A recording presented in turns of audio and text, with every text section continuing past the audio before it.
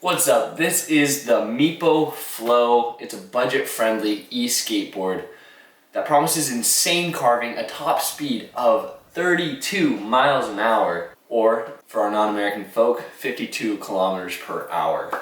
It's got 24 miles of range, or 38 kilometers, and it's a smooth ride. And it's a really good price compared to its competitors in the industry at a price of $699. But is it actually worth it?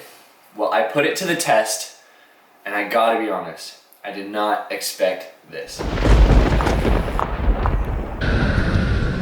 In this video, we're gonna test the speed, we're gonna test the brakes, we're gonna test its carvability, and see if it lives up to the hype that I saw online. Oh, and by the way, if you're thinking about getting one of these, make sure that you watch to the end, because I'm gonna share with you the biggest thing that you need to know before making your decision if you wanna buy this or not.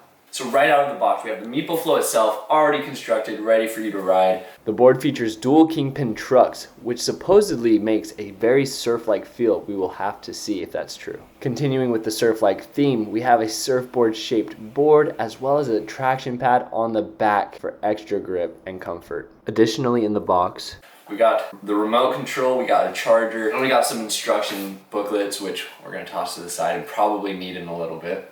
All right, we've made it to the fun part of the video where we're gonna find out what this thing can actually do on the street.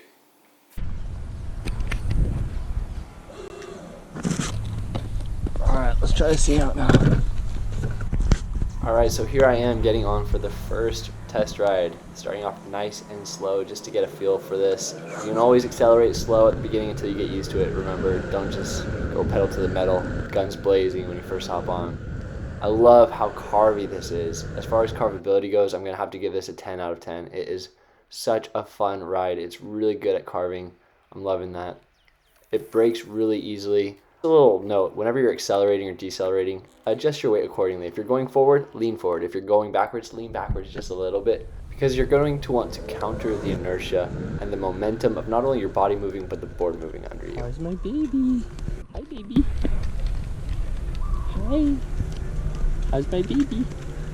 There's a little bit of a lip on this curb, but the wheels just eat it right up. It is not a problem at all for these wheels.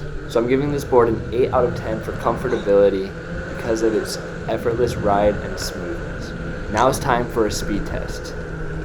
That's just level 1 and that's a little bit freaky. Let's turn it up a notch. Okay, so we're gonna try level 3.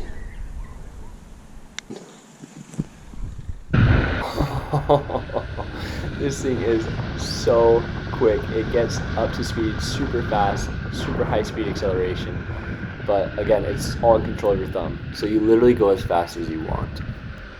That was insane. That was really cool, really fun feeling. It's way faster than I anticipated. Very fast. I'll tell you more on that later. It was very, very fast. And the carving is exceptional. The acceleration is super smooth. And the brakes, insanely responsive and a whole lot of fun. There is a lot of fun. This is a thrill. Literally, my heart was racing. My heart is still racing. It was a rush. What a fun board. But there are definitely some things that I do need to tell you before you buy this board. We'll start with the things that this board does really well. Carving is next level. The deck is really comfortable. It's stable. The ride is comfortable. It's way better than I expected, especially for the price range. The wheels absorb really well. I don't know exactly what it's called, but they have like drilled holes in it to absorb some shock, and they're good size. They're way smoother than any longboard I've ever ridden. So if you're used to longboarding, this is going to be a huge upgrade for you, and it's going to feel a lot more comfortable on the street. And the price to performance ratio for this board, in my experience, is unbeatable. You're getting a premium feel, it's sleek, it's comfortable, and you're getting all that without actually breaking the bank. So for under $700, this thing definitely punches above its weight, but it is not perfect. This is what you especially need to know.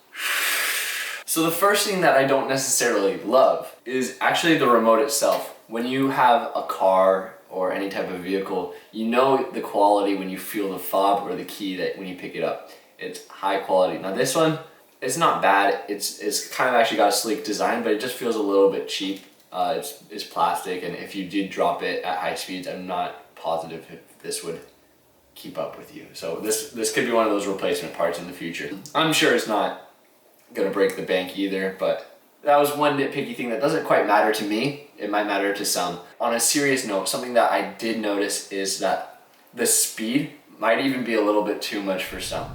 Now, take this with a grain of salt, because the speed controls are all within your controls. You have modes on here. You have 1, 2, 3, and 4. On 1, it's really comfortable. You get used to it. You move up to 2, it's really comfortable. 4 is going to accelerate a lot faster, and it's going to have the top speed of 32 miles an hour. Now, I'm going to be honest with you.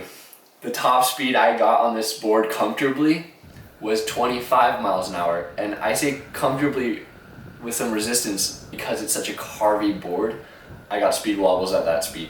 Nothing bad happened. I just slowed down and recovered, and it was all good. However, if you are going to want to do higher speeds on a board, if you're wanting to hit the max 32 miles an hour, which I think is insane on a board, just saying, that I would definitely tighten up the trucks and kind of take away some of the carvability that the board features if you're going to want to do more straight shots, long, fast, maybe bombing, whatever you want to do.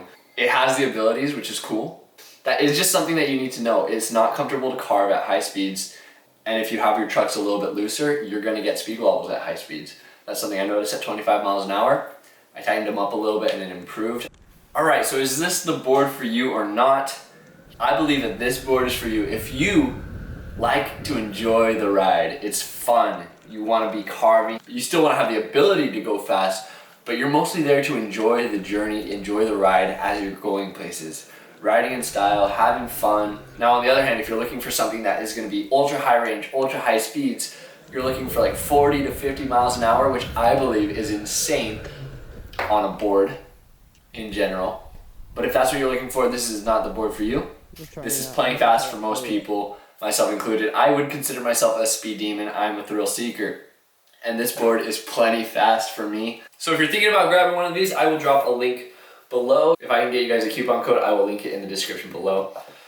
And if you have any questions, let me know in the comments. I'll try to answer all of those. Let me know what you want me to review next. Thank you so much for watching. I appreciate you being here. See you next time.